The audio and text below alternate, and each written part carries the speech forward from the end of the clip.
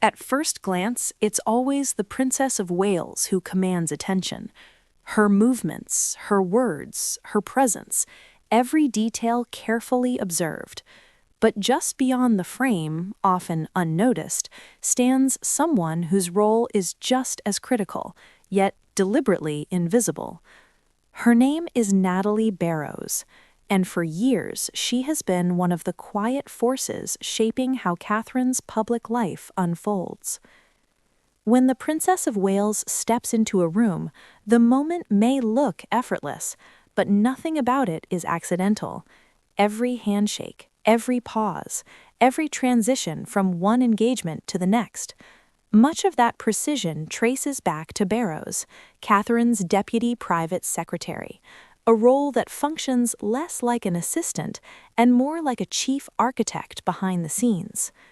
Royal watchers caught a rare glimpse of this dynamic during the Prince and Princess of Wales's recent visit to Scotland. Officially known there as the Duke and Duchess of Rothesay, the couple undertook a series of tightly coordinated engagements, each requiring absolute precision. And standing close by throughout was Natalie Barrows. Her presence wasn't announced. It didn't need to be. Those familiar with royal operations know that when a trusted aide appears repeatedly beside a senior royal, it's a sign of deep reliance. One brief moment drew unexpected attention. Catherine and Barrows appeared wearing remarkably similar blue tartan coats, not identical, but aligned in tone, palette, and spirit. Catherine's coat was bespoke, carefully designed and crafted using heritage Scottish fabric. Barrows's coat echoed the same visual language. For some, it was a coincidence. For others, it became a quiet symbol, two women moving in sync, professionally and purposefully. But the real story isn't about fashion, it's about service. Natalie Barrows has served at Kensington Palace since 2017, a period that has included some of the most demanding chapters of Catherine's public role. Behind the scenes, her responsibilities are extensive. She manages complex diaries, coordinates sensitive correspondence, oversees travel logistics, and ensures that Catherine is fully briefed before every public appearance. That briefing goes far beyond names and schedules. It includes understanding personal sensitivities, regional contexts, and the emotional tone of each engagement. It means knowing when to step forward and when to disappear entirely.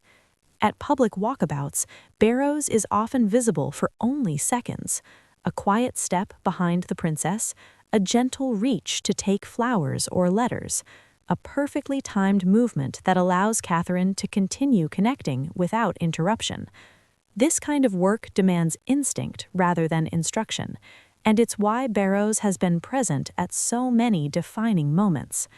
At Wimbledon in 2023, during Catherine's surprise appearance, she was seated close by, discreetly managing personal belongings, passing over a handbag at precisely the right moment.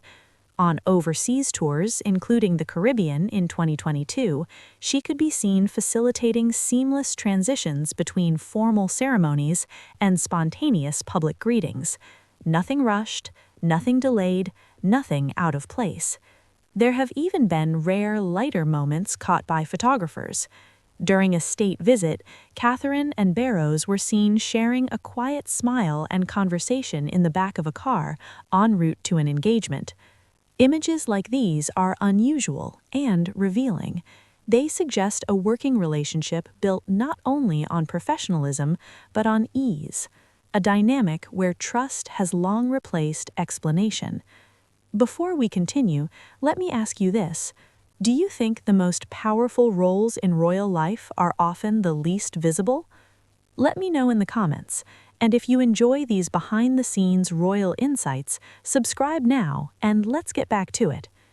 What makes Natalie Barrows particularly striking is how little is publicly known about her. In royal households, effectiveness is measured by discretion.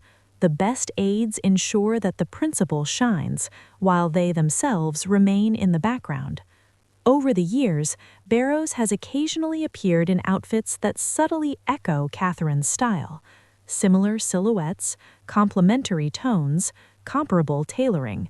Some see this as twinning, but more likely it reflects something practical, visual harmony that avoids distraction. Nothing competes, nothing clashes, everything supports. And that philosophy seems to define her entire role. Barrows represents a broader truth about royal life, that continuity, stability, and calm are often delivered by individuals whose names the public never learns. Her consistent presence for nearly a decade speaks volumes about the confidence placed in her by the Princess of Wales. In an environment where trust is rare and pressure constant, longevity itself becomes the highest endorsement. In the end, this story isn't about fashion, it isn't about visibility. It's about service. Quiet, precise, unwavering service, performed just beyond the spotlight, yet essential to everything that unfolds within it. And perhaps that is the most powerful role of all.